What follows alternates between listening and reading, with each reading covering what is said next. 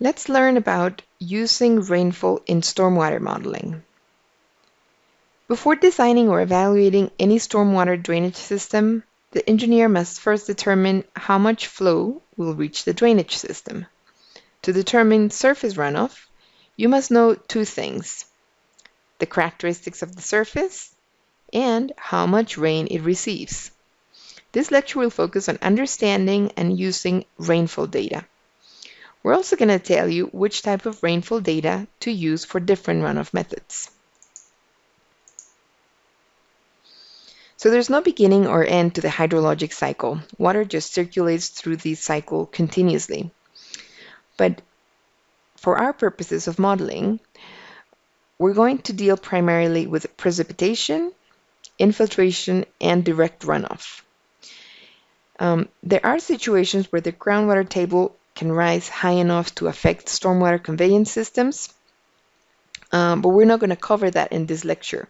Remember, however, that you can model groundwater as well as snow melt, evaporation, temperature in civil storm and sewer gems by using the swim extensions. Okay, so how is rainfall measured? There are two ways. There are the non-recording rain gauges. They measure the total depth of rain for a given period of time. So this is basically a cylinder that's just measuring the depth. So if you want your data to be consistent, you would have to read the total depth of rain every day at the same time. However, this doesn't tell you anything about how the depth of rain accumulated, if it happened over 1 hour or many more hours, which is why recording gauges are better. Here we're looking at a tipping bucket recording gauge, which produces a continuous plot of rainfall over time. So this is great for hydrological analysis because they provide data of intensity and duration of rainfall. Okay, so this picture shows you a cumulative rainfall curve for a gauged event. So this could be something similar from that graph that we just saw earlier. And what we're looking at here is how much depth of rain accumulated over each of the time steps. We've placed this rain gauge here to give you some insight. So the total depth is 3 inches, but it didn't all happen right away. We can see, because of the funny shape of this curve, that the areas that have steeper slopes represent higher intensities, whereas the flatter slopes represent lower intensities. The same data that we just saw can be represented using a bar graph that shows you how much of the total rainfall occurs within each time interval. This is what's called a hyetograph. And a hyetograph can describe both the depth of rain over time as well as the intensity of rain over time. Now, what does this actually show me? That for the first 0.1 hours, so 6 minutes, there was a total depth of 0.2 inches. For the next, between 7 and 12 minutes, there were about 0.6 inches of rain, etc. Okay, so if we had to classify rainfall data, we can separate it, let's say, in two buckets: the IDF curves and the hyetographs. We just looked at hyetographs and we learned that they actually describe how the rainfall happens for a given storm event.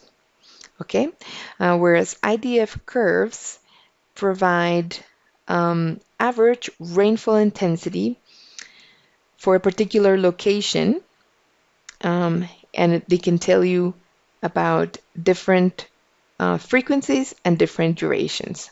So in this example, if we're trying to determine the average intensity of a 1-hour storm that occurs once every 25 years, it would be 3 inches per hour. Okay, so before we looked at the hyetographs and the IDF curves, and here we're looking at how they relate to different runoff methods. This picture here is actually the storm data window in Civil Storm or Sewer Gems. And you can see that if you're trying to do simulations over time, you would need to input a hyetograph, either as time depth or time intensity. And you'd use that hyetograph data in conjunction with runoff methods like unit hydrograph, for example, SCS, but others, SWIM, LSACs, and other runoff methods that generate a hydrograph, so flow versus time.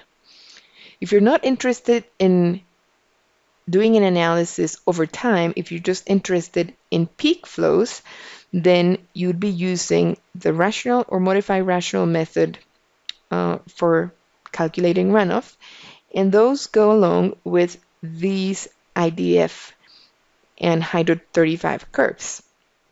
Now you see a third option here, and this is if you're interested in performing long-term simulations. You can input precipitation records as what we call rain files.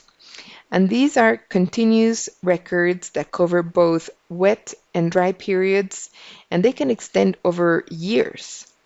When would you use this? If you're trying to assess, for example, the ability of a system to regulate flow or improve water quality over time, then you would want to use a rain file and use the SWIM runoff methodology with it. Okay, so how do I know which runoff method and therefore which rainfall data to use? Well, this is easy because the reviewing agency for the location that you're doing this work is going to tell you. Most cities, counties, and states specify hydrologic methods and design frequencies in their stormwater design manuals. Typically, and this is just a generalization, if you're doing site design for the storm system of, let's say, a new development or a Walmart or something like that, you'd be using rational method and therefore IDF curves. Now, if you're doing an analysis for a stormwater management application, if you want to see detention ponds, if you want to see how an existing system operates, you would want to use a runoff method, which generates a hydrograph, so flow versus time. And every time we're looking at time variations, we'll need to be working with hyetograph. Okay, now that you know which method you're going to use and whether you need the IDF curves or hyedographs, where do you go to get this data? Well, we know that most engineering firms don't collect or process this data, but you don't have to worry because in the US, NOAA and the National Weather Service collect this data and they process it and they give it to you ready to use. The NRCS, previously called SCS, has done a lot of work on this, and they've created actually SCS synthetic distributions, which we're going to learn about in a bit. So the dimensionless distribution data from the SCS describes how the storms typically look like for a 24-hour duration. And these storms are classified into 4 types, with each type being recommended for use in a certain US geographic region. And this is the coverage of the distributions based in the US.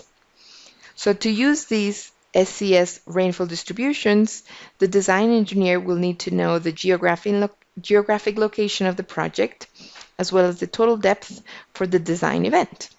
For example, an engineer designing a storm conveyance system in Denver, Colorado for a 50-year storm event would know that the expected total rainfall depth is 5 inches.